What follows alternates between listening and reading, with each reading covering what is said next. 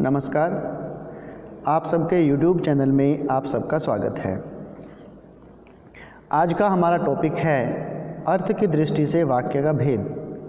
देखिए, आपको पता है पिछले वीडियो में हमने जो कि रचना की दृष्टि से वाक्य का भेद था, उसमें यह पढ़ा था कि वाक्य पदों का मेल भी होता है और शब्दों का सार्थक समूह भी वाक्य होता है।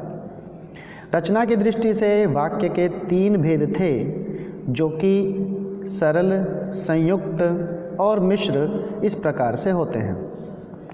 इस वीडियो में आज हम अर्थ के आधार पर जो वाक्य है उसके भेद और किस प्रकार से उनको हम आपस में बदलते हैं, यह समझने का प्रयास करेंगे।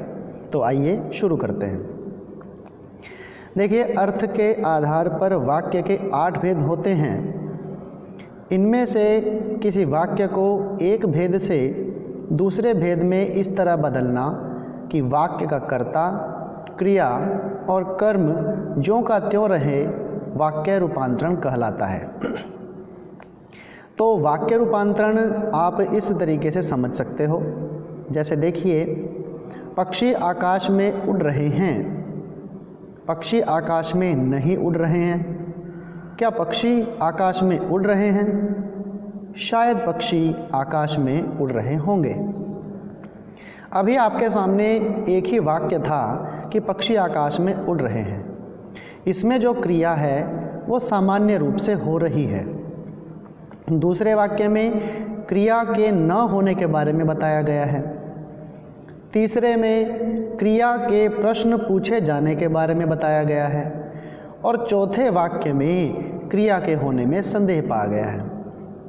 इन्हीं के नाम इनके सामने दे रखे हैं। तो सीधा सा अर्थ हमारे सामने क्या आता है कि हमें भाई जब अर्थ की दृष्टि से वाक्य के भेद करने हैं तो हमें उनका अर्थ समझना है कि उनके बीच में छिपा हुआ अर्थ उनका क्या है।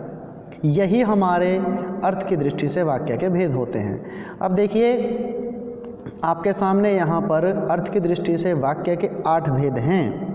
पहला है विधानवाचक, प्रश्नवाचक, आज्ञावाचक, संदेहवाचक, नकारात्मक वाक्य, इच्छावाचक, विस्मयवाचक और संकेतवाचक। तो देखिए, आइए शुरू करते हैं। अब सबसे पहले भाई आपका यहाँ पर वाक्य है विधानवाचक वाक्य। देखिए, इसकी परिभाषा क्या है। जिस वाक्य में क्रिया होने या करने की सूचना मिलती हो या इस प्रकार का कथन हो, सामान्य कथन हो, उसे विधानवाचक वाक्य कहते हैं। सीधी सी बात यह है कि विधानवाचक वाक्य को सकारात्मक वाक्य भी कहा जाता है, क्योंकि इस प्रकार के वाक्यों में कही गई बात को ज्यों का त्यों मान लिया जाता है। जैसे देखिए, पक्षी घोंसले से उड़ चुके हैं। कविता ने पाठ याद कर लिया है। नदी में बाढ़ आ गई है। विजया ने दौड़ में प्रथम स्थान प्राप्त किया और रोहित ने नया मकान खरीदा। उसके बाद भाई ये जो मैंने आपको अभी विधानवाचक बताया है, इसके बारे में एक ट्रिक मैं आपको लास्ट में भी दूंगा। उसके बाद आपको विधानवाचक और भी अच्छे तरीके से आएगा। तो दूसरा देखते हैं पहले, निषेधवाचक या नकारात्मक वाक्य। जिन वाक्यों से क्रिया के न होने या न किए जाने का भाव प्रकट होता है, उसे नकारात्मक वाक्य कहते हैं। इन वाक्यों की पहचान न, मत, नहीं देखकर की जा सकती है। जैसे देखिए, पक्षी घोंसले से नहीं उड़ रहे हैं। कविता ने पाठ नहीं याद किया है। नदी में बाढ़ नहीं आई है। ऐसी सर्दी में बाहर मत जाओ। रोहन धूप में न निकलना। ये हमारे सभी नेगेटिव सेंस में हैं, तो ये निषेधवाचक वाक्य होते हैं। अगला देखिए, प्रश्नवाचक। देखिए, आपको इसका पता ही होगा कि जिन वाक्यों में प्रश्न पूछा जाता है, जिनमें कुछ उत्तर पाने की जिज्ञासा रहती है, उसे प्रश्नवाचक वाक्य कहते हैं। जैसे क्या, कब, क्यों, कैसे, कौन, किसे, किसका आदि प्रश्नवाचक शब्द देखकर वाक्य के अंत में लगे प्रश्नवाचक चिन्ह को देखकर इसकी पहचान होती है। जैसे देखिए, ऐसी धूप में बाहर कौन खड़ा है? रमा कब आई? तुम विद्यालय क्यों नहीं गए, इस प्रकार से। चौथा देखिए आज्ञावाचक वाक्य। जिन वाक्यों में आज्ञा या अनुमति लेने या देने का भाव प्रकट होता है उसे आज्ञावाचक कहते हैं। देखिए भाई, ध्यान से देखने वाली बात यह है कि आज्ञा लेना और आज्ञा देना दोनों ही आज्ञावाचक हैं। इन वाक्यों का दूसरा नाम आज्ञा सूचक या विधिवाचक वाक्य भी है।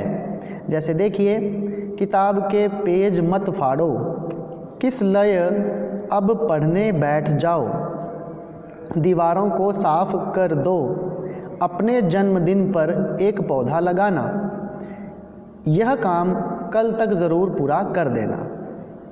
अगला देखिए, उसके बाद है इच्छावाचक। जिन वाक्यों में वक्ता की इच्छा, कामना, आशीर्वाद आदि का भाव प्रकट होता है उन्हें इच्छावाचक वाक्य कहते हैं।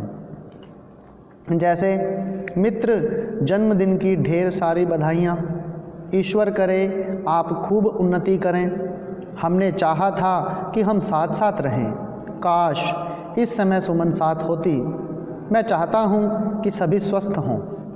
अब देखिए, इन सभी वाक्यों से इच्छा का भाव पता चलता है। अगला है विस्मयवाचक। विस्मय का अर्थ होता है आश्चर्य।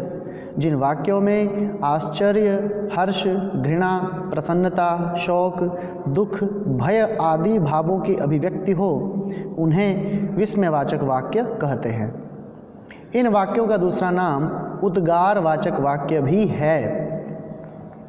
और विस्मयवाचक वाक्यों की पहचान ऐसे होती है भाई कि जैसे वाक्य में अहो, आहा, हाय, छी, अरे आदि देखकर आप पहचान कर सकते हैं। दूसरी पहचान यह होती है कि ऐसे शब्दों या वाक्य के अंत में लगा विस्मयवाचक चिन्ह, उसको देखकर भी आप पहचान कर सकते हो। जैसे आप देखिए एग्जाम्पल्स, अरे कितना विशाल मैदान है, ओह तुम आ गए, आहा इतना सुंदर फूल देखकर मन प्रसन्न हो उठा, सावधान ट्रक आ रहा है, छी नाले के पास बड़ी बदबू थी। उसके बाद देखिए संदेहवाचक। जिन वाक्यों की क्रिया पूर्ण होने में संदेह होता है उन्हें संदेहवाचक वाक्य कहते हैं। संदेहवाचक वाक्यों की पहचान कैसे करेंगे? वाक्यों के अंत में होगा, होगी, होगे ये देखकर और शायद, संभवतः जैसे शब्द देखकर भी इसकी पहचान की जा सकती है।